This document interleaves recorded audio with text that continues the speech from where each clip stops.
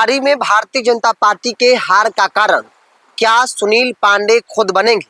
और इन सवालों को, इन बातों को समझना है तो सबसे पहले तरारी के जातीय समीकरण को आपको जानना बेहद जरूरी है। लेकिन उससे पहले नमस्कार, द इंडिया टॉप देख रहे हैं, मैं हूँ आपके साथ बिरजू सिंह। 13 नवंबर को बिहार के 4 विधानसभा सीटों पर बाई इलेक्शन होंगे, वोट डाले जाएंगे। और न सिर्फ बिहार बल्कि देश भर में उन तमाम सीटों पर इलेक्शन होंगे जो सीटें खाली हुई है विगत चुनाव या फिर किसी दूसरे तीसरे कारण से। बिहार की 4 विधानसभा सीटें, जिसमें एक तरारी है, दूसरा इमामगंज है, तीसरा रामगढ़ है और चौथा रामगढ़ की सीट है। 4 में से 3 महागठबंधन की सिटिंग सीट, 2020 में 3 महागठबंधन के विधायक जीते थे और एक जीतन मांझी हम एनडीए के टिकट पर चुनाव लड़े थे इमामगंज से और वहां से चुनाव जीते थे। मतलब कि 3 पर महागठबंधन, 1 पर एनडीए है।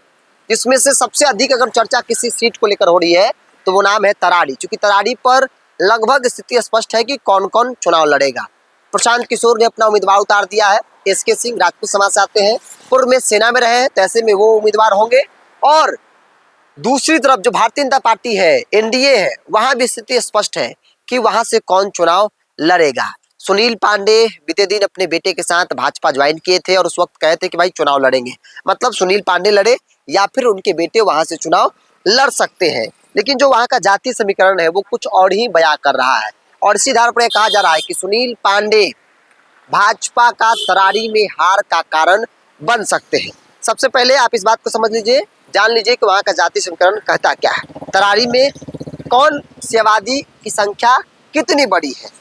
तरारी में जातीय समीकरण कुछ तरीके से है कि दलित अति पिछड़ा वोट अच्छी खासी संख्या में है, दलित अति पिछड़ा, और दलित किसी भी हाल में सुनील पांडे के साथ नहीं चल सकता। मतलब सुनील पांडे अगर खड़ा हो गए कि भाई हम है चेहरा या फिर मेरा बेटा है, तो दलित वहां से छिटक जाएगा। मतलब वहां ना तो चिराग फैक्टर काम आएंगे और ना ही जीतन ना मांझी काम आएंगे, क्योंकि वामदल वहां पे है और जहां वामदल है वहां ना चिराग ना मांझी काम आते हैं। और दूसरा कारण ये भी है कि जो इनकी जो छवि है सुनील पांडे की, वो दबंग वाली छवि रही है।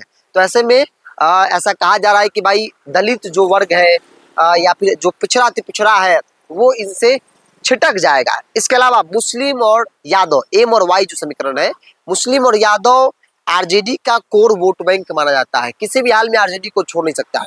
और बात जब आएगी भूमिहार भाजपा की तो किसी भी हाल में वो उधर जाएंगे नहीं, ऐसा तय माना जा रहा है। मतलब कुल मिलाकर जो महागठबंधन वामदल का पलड़ा है वो भारी है। इसके अलावा सवर्णों में भूमिहारों की बड़ी आबादी है।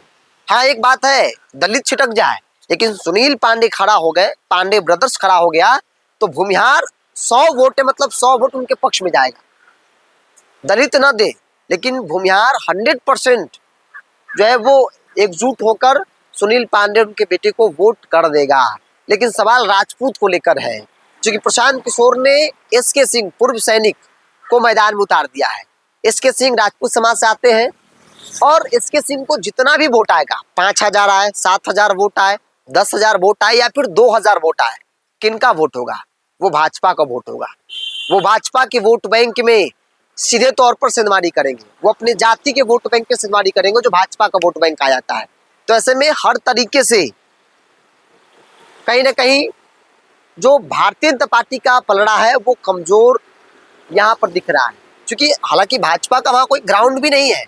2020 के चुनाव परिणाम को अगर आप देखेंगे तो भारतीय जनता पार्टी तीसरे स्थान पर थी। भारतीय जनता पार्टी 13,000 वोट आए थे। निर्दलीय सुनील पांडे को वहां पर वोट कितना आया था? 62,000 प्लस वोट आया था, क्योंकि भूमिहारों की बड़ी आबादी है और भूमिहार गोलबंद होकर सुनील पांडे को वोट दे दिया था। हालांकि सुनील पांडे तब भी जीत नहीं पाए थे, लेकिन इस बार भी परिस्थिति 20 वाली ही दिख रही है। सुनील पांडे के पास वोट तो दिख रहा है लेकिन इतने वोट नहीं है कि वो चुनाव जीत जाए, क्योंकि जो दलित पिछले बार वोट नहीं दिया था इस बार भी नहीं दे रहा है। दूसरी तरफ जो राजपूत वोट बैंक पे उसमें भी सेंधमारी होती दिख रही है। तो कुल मिलाकर कहा जाए तो सुनील पांडे का पलड़ा, भारतीय जनता पार्टी का पलड़ा तरारी में काफी कमजोर है। और कुल मिलाकर अगर दूसरा कोई कैंडिडेट बनाया जाता है तब ये चांसेस होंगे कि भाई भारतीय जनता पार्टी वहां पर जीत जाएगी उस सीट पर जहां भाजपा का कोई बहुत ज्यादा वजूद है नहीं। तरारी में भाजपा के पास कुछ नहीं है। ये विगत चुनाव में दिख गया था कि भाई भाजपा को 13,000 मात्र वोट आए थे। क्योंकि वहां पे कोई एनडीए कोई समीकरण काम नहीं आता। वहां वामदल है, मतलब दलित वामदल के साथ है, अति पिछड़ा भी वामदल के साथ चला जाता है। महागठबंधन का समीकरण होता है, मुस्लिम यादव तो किसी भी हाल में नहीं छोड़ेगा।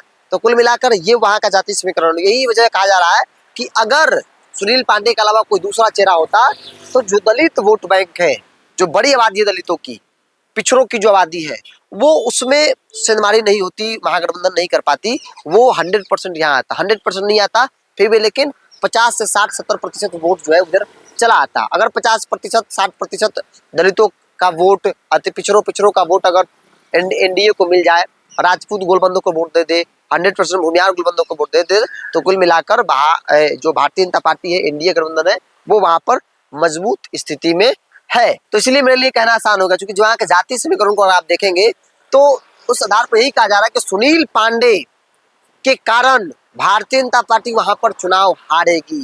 क्योंकि सुनील पांडे है तो भूमिहार है, लेकिन इसके अलावा जो दूसरी जाति बिरादरी की जो वोट है वो नहीं दिख रहा है, दलितों का समर्थन नहीं दिख रहा है। इसके दो कारण है, एक तो सुनील पांडे बाहुबली की छवि रखते हैं, दूसरा रणवीर सिन्हा से पूर्व में इनके ताल्लुकात थे, तीसरा कारण है कि वामदल वहां पर चुनाव लड़ रही है। और वामदल लड़ रही है मतलब वामदल और दलितों के बीच की दूरी को कोई दूरी नहीं बढ़ा सकता है। उनके बीच जो संबंध है वो आज भी है। हर विकट परिस्थिति में जो दलित है, महादलित है, वो वामदल के साथ चलता है। तो ये परिस्थिति बनी है बिहार की राजनीति में।